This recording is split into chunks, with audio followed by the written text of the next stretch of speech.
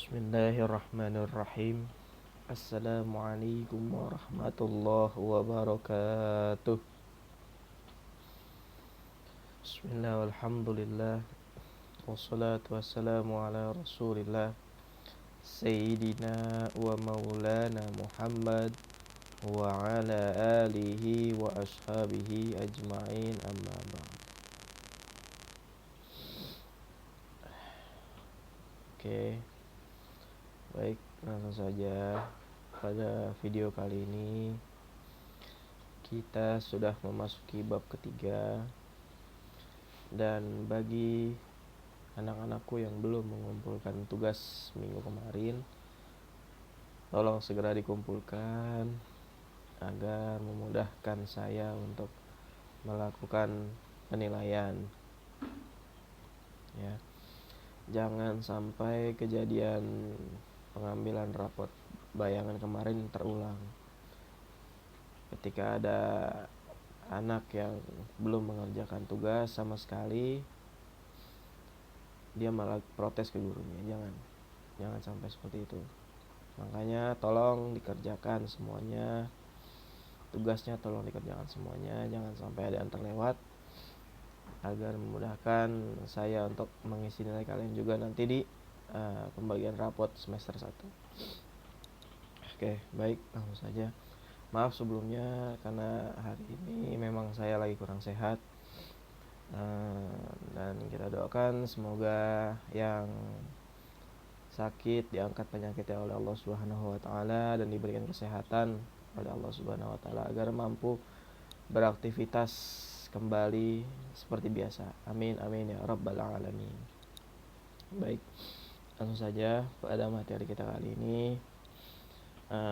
Kita bab 3 akan membahas subbab pertama adalah pinjam meminjam. Oke. Di sini pinjam meminjam mengandung pengertian memanfaatkan barang atau uang untuk sementara waktu. Ya. Itu pengertian dari pinjam meminjam. Lalu kalau dalam istilah Islam di sini di buku dinamakan ariyah, yang bermakna pinjaman tak berbunga. Oke, buka bukunya halaman 48. Ariyah. Pinjam meminjam dalam kehidupan masyarakat adalah hal yang biasa dilakukan. Hal itu terjadi karena manusia saling membutuhkan untuk memenuhi hajat kehidupannya. Oleh karenanya agama Islam memberikan aturan-aturan dalam pelaksanaan pinjam meminjam, baik dasar hukumnya, syarat rukunnya maupun hak dan kewajibannya bagi orang yang terlibat dalam pinjam meminjam. Seperti yang sudah saya singgung di awal, kita hidup di dunia ini dan alhamdulillah sudah memeluk agama Islam. Tentu saja di dalam Islam itu ada peraturan-peraturannya. Seluruh peraturan dalam Islam itu ada di dalam fikih. Apapun fikihnya. Jadi seluruh peraturan yang ada di Islam masuk ya ke dalam fikih. Jadi untuk itu fikih sangat wajib untuk dipelajari agar kita tahu peraturan-peraturan yang ada di dalam Islam. Oke. Itu pinjam. Baik, di sini kita lanjut halaman 49. Hukum pinjam meminjam. Hukum pinjam meminjam dalam Quran surah Al-Maidah ayat 2. Di sini. Quran surah Al-Maidah ayat 2 menjelaskan tentang perintah tolong menolong dalam urusan kebaikan.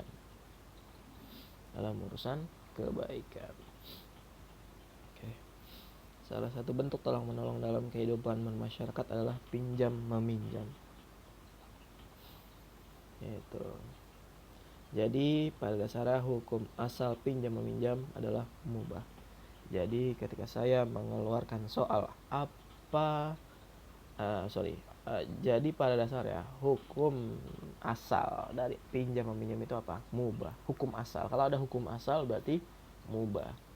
Oke. Di situ kalian baca Quran surah Al-Maidah ayat 2. Ya.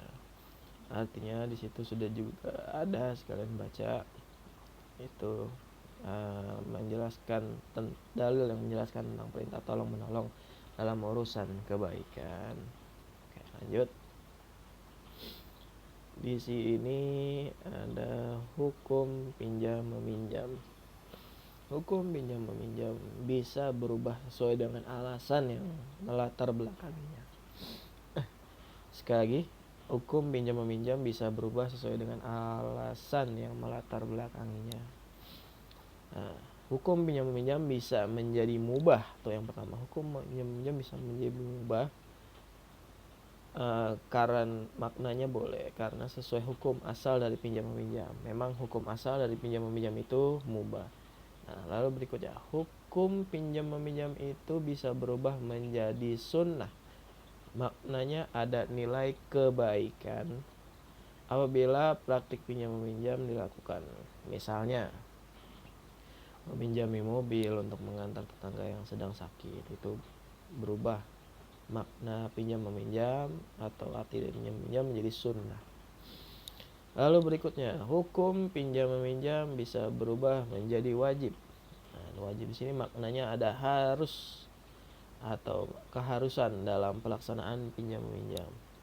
Contohnya adalah kondisi keuangan yang cukup bahkan berlebih, kita memberi pinjaman uang kepada tetangga yang sangat membutuhkan untuk pengobatan. Pada saat itu kondisi tetangga yang sakit harus dilakukan operasi untuk menunjukannya. Jadi intinya kita memiliki uang yang berlebih dan tetangga kita itu sedang sakit misalnya. Maka kita di sini hukum pinjam meminjam itu berubah menjadi wajib. Wajib apa? Wajib untuk memberikan pinjaman untuk menolong tetangga kita yang sedang sakit. Berikutnya, hukum pinjam meminjam bisa berubah menjadi haram. Nah, hukum pinjam meminjam juga bisa berubah menjadi haram. Maknanya dihukumi dosa bila terjadi akad pinjam meminjam. Nah, apa tuh contohnya? Contohnya memberikan pinjaman kepada orang untuk berjudi, minum minuman keras, dan perbuatan lainnya. Itu contohnya yang dilarang oleh agama tentunya. Baik, kita lanjut rukun pinjam meminjam. Maksud rukun di sini adalah hal-hal yang harus ada dalam pelaksanaan pinjam meminjam. Apabila tidak terpenuhi salah satu atau beberapa rukunnya, maka dianggap tidak sah. Rukun pinjam meminjam ada 5. Situ yang pertama di buku di situ ada mu'ir. Nah, mu'ir itu orang yang meminjami. Lalu ada musta'ir atau orang yang meminjam. Lalu ada musta'ar, yaitu barang yang dipinjam. Yang D ada batas waktunya. Lalu yang E ada ijab qabul atau ucapan atau keterangan dari kedua belah pihak.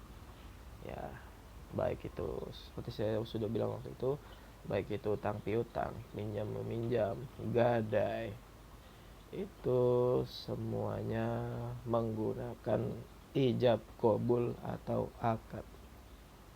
Itu ya. Baik. Yang ketiga, syarat pinjam meminjam.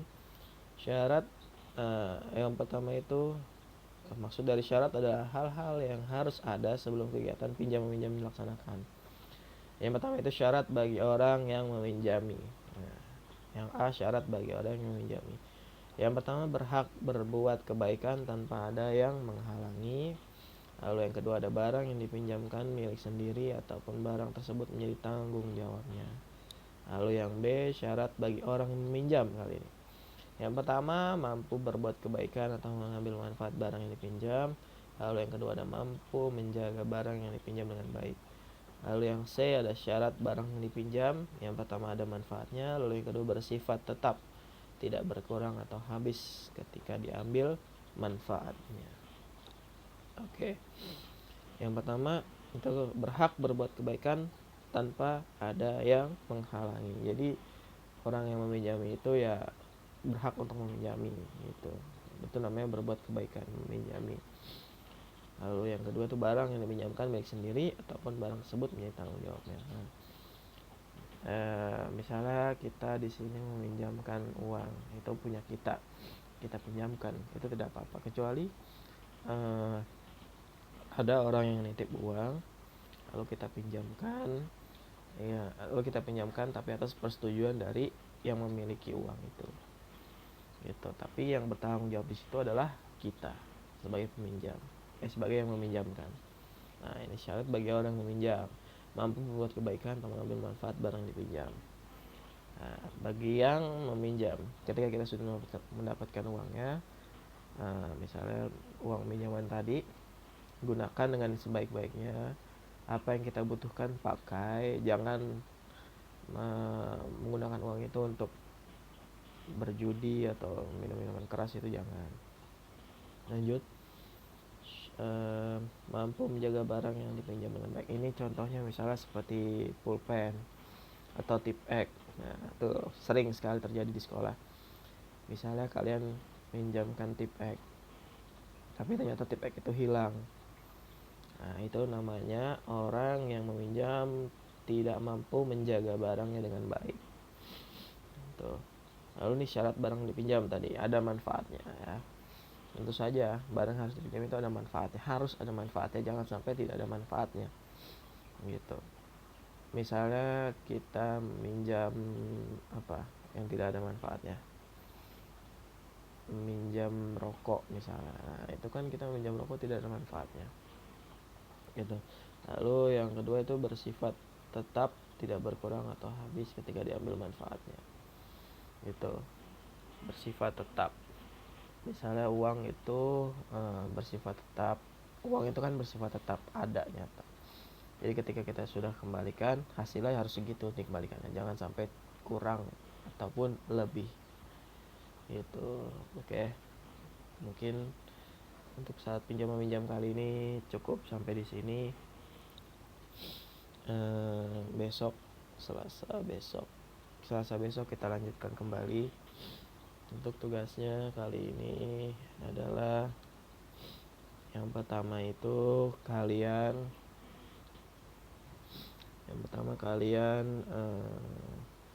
hafalkan Quran surah Al-Maidah nomor 5 ayat 2. Ingat, dihafalkan ya, tidak dibaca, dihafalkan. Quran surah Al-Maidah ayat 2 itu dihafalkan.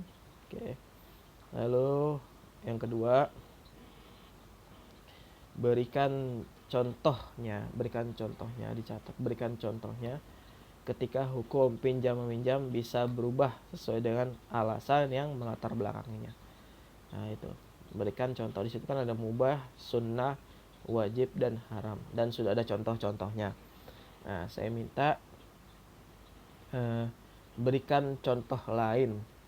Berikan contoh lain untuk kondisi hukum pinjam meminjam bisa berubah menjadi mubah, hukum pinjam meminjam bisa berubah menjadi sunnah, hukum pinjam meminjam bisa berubah menjadi wajib, dan hukum pinjam meminjam bisa berubah menjadi haram.